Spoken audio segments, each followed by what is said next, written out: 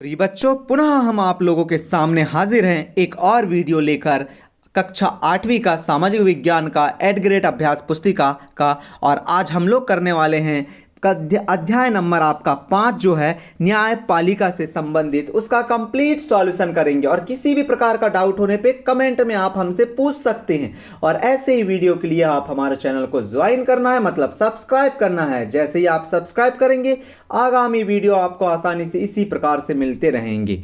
ठीक है बच्चों, तो चलिए हम पहले लेते हैं आज का हमारा पहला प्रश्न देखेंगे। न्यायपालिका किन विवादों का निपटारा करती है? न्यायपालिका न्यायिक व्यवस्था, नागरिकों, नागरिक व सरकार, दो राज्यों सरकारों और केंद्र व राज्य सरकारों के बीच पैदा होने वाले विवादों को हल करने की क्रियाविधि मुहैया कराती है। ये सब कार्य किसके हैं? न्यायपालिका के। न्यायपालिका मतलब जो भी आपके राज्यों में हो रहा है, जिले में हो रहा है, सब का निपटारा करने के लिए उपयोगी मानी जाती है। न्यायिक समीक्षा को समझाइए। तो देखो अब यहां पर बच्चों बहुत अच्छा प्रश्न है। न्यायिक समीक्षा क्या है, मतलब न्याय की बातें क्या क्या हो सकती हैं। अच्छी है ना।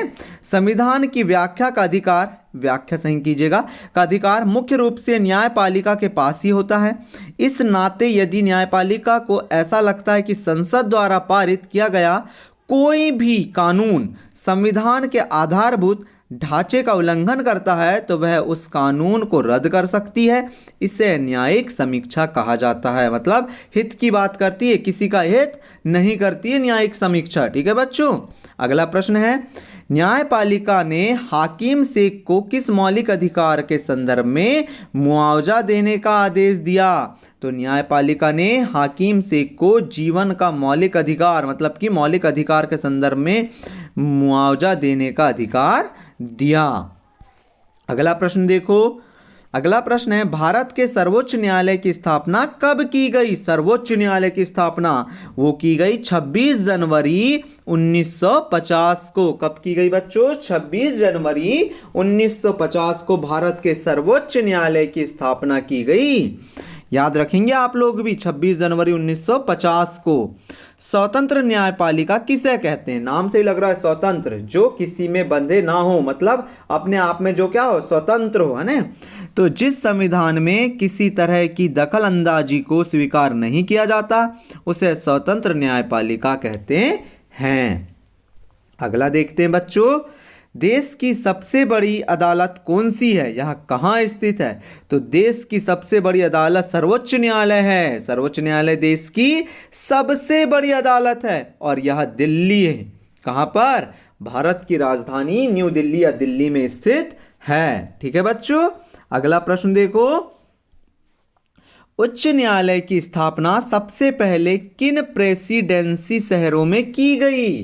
तो उच्च न्यायालय की स्थापना सबसे पहले कोलकाता, बंबई और मद्रास प्रेसिडेंसी शहरों में की गई। ठीक है बच्चों, कहां कहां? कोलकाता, बंबई या मुंबई लिख लीजिएगा आप लोग, ठीक है। और यहां पर क्या है? मद्रास। मद्रास मतलब चेन्नई। ये पुराने नाम आपकी बुक में दिए गए हैं, इसी के लिए यहां पर वो नाम लिखे गए हैं। अन्यथा आप नए नाम लिखना हो तो लिख सकते हो इनके, मद्रास का चेन्नई, बंबई का मुंबई। ठीक है बच्चों, एकीकृत न्यायिक व्यवस्था से क्या आशय है? लिखिए। अब भी हमने न्यायिक व्यवस्था या न्यायिक समीक्षा पढ़ा था ना, अब यहां पर हमें एकीकृत न्यायिक व्यवस्था देखना है। इसका आशय यहां है कि ऊपरी अदालतों के फैसले नीचे की सारी अदालतों को मान्य होते हैं, मतलब कि सुप्रीम कोर्ट का फैसला सभी को मानना होता है। ठीक है बच्चों, इस एकीकरण को समझने के लिए अपील व्यवस्था को देखा जा सकता है। अगर किसी व्यक्ति को ऐसा लगता है कि निचली अदालत द्वारा दिया गया फैसला सही नहीं है तो वह उससे ऊपरी अदालत में अपील कर सकता है। ठीक है बच्चों, अगला प्रश्न ले लें। अगला प्रश्न 9वां है, फौजदारी और दीवानी कानून के कोई दो अंतर लिखिए। तो देखो हमने अंतर के रूप में ही यहां पर बनाया है आप लोगों के लिए, फौजदारी कानून और दीवानी कानून। ठीक है, ये ऐसे व्यवहार या क्रियाओं से संबंधित होते हैं जिन्हें कानून में अपराध माना जाता है। फौजदारी कानून। दीवानी कानून क्या होता है? इसका संबंध व्यक्ति विशेष के अधिकारों के उल्लंघन या अवहेलना से होता है। अब देखो फौजदारी कानून में अगला पॉइंट क्या है बच्चों? अगला पॉइंट है इसमें सबसे पहले आमतौर पर प्रथम सूचना रिपोर्ट दर्ज कराई जाती है। इसके बाद पुलिस अपराध की जांच करती है और अदालत में केस फाइल करती है। और दीवानी कानून में प्रभावित पक्ष की ओर से न्यायालय में एक याचिका दायर की जाती है।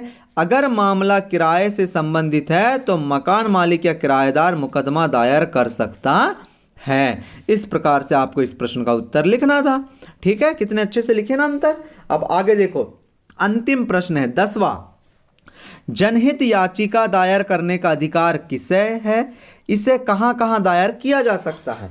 तो व्यक्ति या संस्था को ऐसे लोगों की ओर से जनहित याचिका दायर करने का अधिकार है। इसे याचिका उच्च न्यायालय या सर्वोच्च न्यायालय में दायर किया जा सकता है।